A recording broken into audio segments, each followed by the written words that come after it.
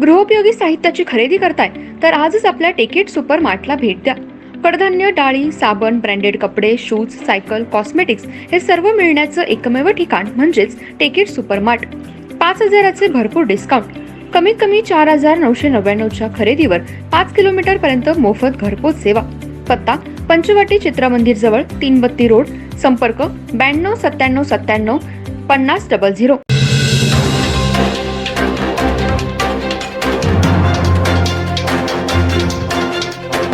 नमस्कार, मी तेजस्विनी मगदूम. एम मराठीमध्ये आपल्या सर्वांचं स्वागत आहे. पाहूया ठळक घडामोडी. इचलकरंजी बांधकाम व्यावसायिकाकडून खंडणी मागितल्याच्या आरोपातून अटक केलेला व तदनंतर मोका कारवाईस सामोरा गेलेला टोळी प्रमुख प्रवीण दत्तात्रय रावळ, श्रीधर घस्ती व अजित नाईक या तिघांची सबळ पुराव्याअभावी इचलकरंजी येथील विशेष मोक्का न्यायालयाने निर्दोष मुक्तता केली. संशयित टोळी प्रमुखाच्या वतीने ॲडव्होकेट मेहबूब बांदार यांनी काम पाहिलं. दिनांक 2 मे 2016 ते 2 सप्टेंबर 2017 या कालावधीत पवार नावाच्या शहापूर येथील बांधकाम व्यावसायिकाकडून रावळ व त्याच्या साथीदारांनी वेळोवेळी खंडणी वसूल केली व ज्यावेळी त्याने नकार दिला त्यावेळी त्यांनी त्यास काठ्यांनी व मागाच्या माराने बेदम मारहाण केली.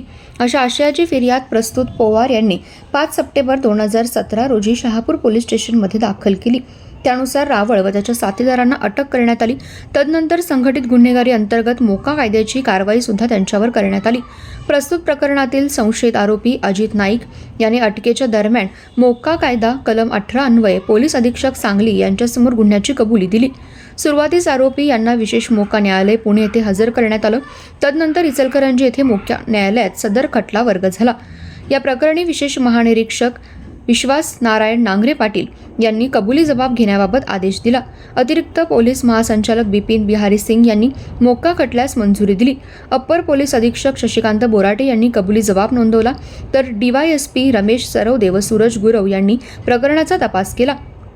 सदर प्रकरणी प्रस्तुत हाय प्रोफाईल पोलीस अधिकारीसह तब्बल 26 साक्षीदारांच्या साक्षी नोंदवण्यात आल्या. मात्र घराच्या बांधकामावरून वाद झाला होता हे फिर्यादीने ॲडव्होकेट बांदार यांनी घेतलेल्या उलट तपासामध्ये कबूल केलं. बचाव पक्षातर्फे वैद्यकीय दाखले कबूल केले. मात्र सदर वैद्यकीय दाखल्यात रस्ता अपघातात जखमा झालेल्या आहेत ही बाब ॲडव्होकेट मेहबूब बांदार यांनी न्यायालयाच्या निदर्शनास आणून दिली. मागाचा मारा जप्त आहे हे सरकार पक्षाला सिद्ध करता आलं नाही. आरोपीच्या नावावर बेहिशोबी मालमत्ता आहे हे सुद्धा सरकार पक्षाला सिद्ध करता आलं नाही. संघटित गुन्हेगारीचे घटक सिद्ध होत नाहीत. स्टेशन डायरीमध्ये खडाखोड आहे. आरोपीच्या नावावर कोणतेही मिळकत नाहीत. तथाकथित कबुली जबाब आरोपींनी न्यायालयासमोर नाकारलेला आहे. कबुली जबाब स्वेच्छेने दिलेला नाही. पूर्व परवानगी आदेश घाई गडबडीने दिलेला आहे. महत्त्वाच्या पोलीस अधिकाऱ्यांचे जबाब घेतलेले नाहीत. कबुली जबाब बरोबर आहे हे आरोपीच्या हस्ताक्षरात लिहून घेतलेले नाहीत. तथाकथित टोळी प्रमुख याचे गुन्हेगारी टोळी प्रमुख याची गुन्हेगारी टोळी आहे अशा प्रकारचे कोणतेही पोलिसांच्याकडे रेकॉर्ड नाही. फिर्याद देण्यासाठी विलंब झाला त्यामुळे सरकार पक्षाला त्यांचा खटला सिद्ध करता आला नाही हा युक्तिवाद तथाकथित टोळी प्रमुख प्रवीण रावळ याच्या वतीने ॲडव्होकेट मेहबूब बांदार यांनी मांडला. सदर युक्तिवाद ग्राह्य मानून सर्वच आरोपींची न्यायालयाने निर्दोष मुक्तता केली.